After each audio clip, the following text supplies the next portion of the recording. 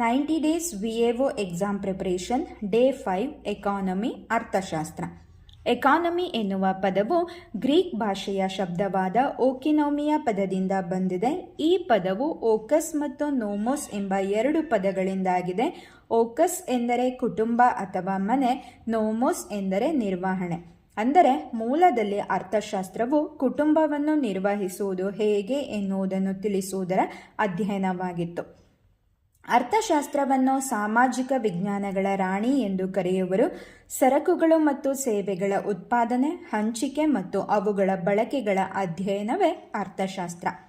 ಆಧುನಿಕ ಅರ್ಥಶಾಸ್ತ್ರದ ಪಿತಾಮಹ ಆಡಮ್ ಸ್ಮಿತ್ ಇವರು ಸ್ಕಾಟ್ಲೆಂಡ್ ದೇಶದವರು.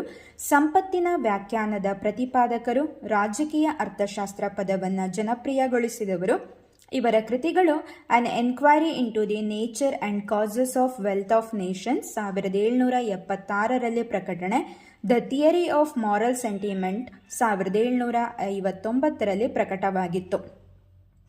ಇವರು ಮಾನವನಿಗೆ 6 ಪರಿಕಲ್ಪನೆಗಳನ್ನು ನೀಡಿದ್ದಾರೆ. ಅವುಗಳೆಂದರೆ ಸ್ವಪ್ರೇಮ, ಸಹಾನುಭೂತಿ, ಮುಕ್ತತೆ, ಶ್ರೀಮಂತನಾಗಬೇಕೆಂಬ ಬಯಕೆ, ವೃತ್ತಿ ಮನೋಧೋರಣೆ ಮತ್ತು ವಿನಿಮಯ. ಹಾಗೆಯೇ ಅರ್ಥಶಾಸ್ತ್ರದ ಮೂಲ ಪರಿಕಲ್ಪನೆಗಳು ಕೂಡ ಇವರ ಕೊಡುಗೆ. ಅವುಗಳೆಂದರೆ ಬಂಡವಾಳಶಾಹಿ ಮತ್ತು ಆಧುನಿಕ ಅರ್ಥಶಾಸ್ತ್ರ, ಕಾರ್ಮಿಕರ ಅಥವಾ ಶ್ರಮ ವಿಭಜನೆ, ಮಾರುಕಟ್ಟೆಯ ಅಗೋಚರ ಹಸ್ತ, ಕಾಣದ ಕೈ, ತೆರಿಗೆಯ 4 ತತ್ವಗಳು, ಆಧುನಿಕ ಮುಕ್ತ ಮಾರುಕಟ್ಟೆ. ಅಗೋಚರ ಹಸ್ತ ಇನ್ವಿಸಿಬಲ್ ಹ್ಯಾಂಡ್, ಮಾರುಕಟ್ಟೆಯಲ್ಲಿ ಬೇಡಿಕೆ ಮತ್ತು ಪೂರೈಕೆಗಳ ಸ್ವಯಂ ಕಾರ್ಯಾಚರಣೆಗಳ ಮೂಲಕ ಸಮತೋಲನ ಸಾಧಿಸುವ ಪ್ರಕ್ರಿಯೆ. ಇವರ ಸಂಪತ್ತಿನ ವ್ಯಾಖ್ಯಾನವನ್ನು ಸಾಂಪ್ರದಾಯಿಕ ವ್ಯಾಖ್ಯೆ ಎಂದು ಕೂಡ ಕರೆಯಲಾಗುತ್ತದೆ.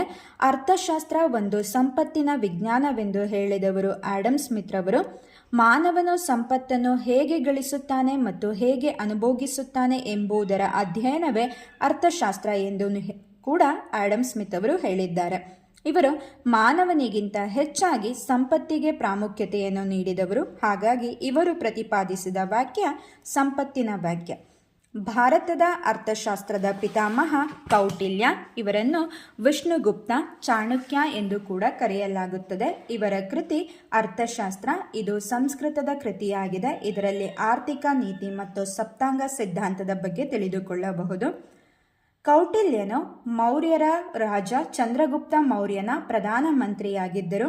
ತಕ್ಷಶಿಲಾ ವಿಶ್ವವಿದ್ಯಾಲಯದಲ್ಲಿ ಅರ್ಥಶಾಸ್ತ್ರ ಪ್ರಾಧ್ಯಾಪಕರಾಗಿ ಕರ್ತವ್ಯ ನಿರ್ವಹಿಸಿದ್ದರು.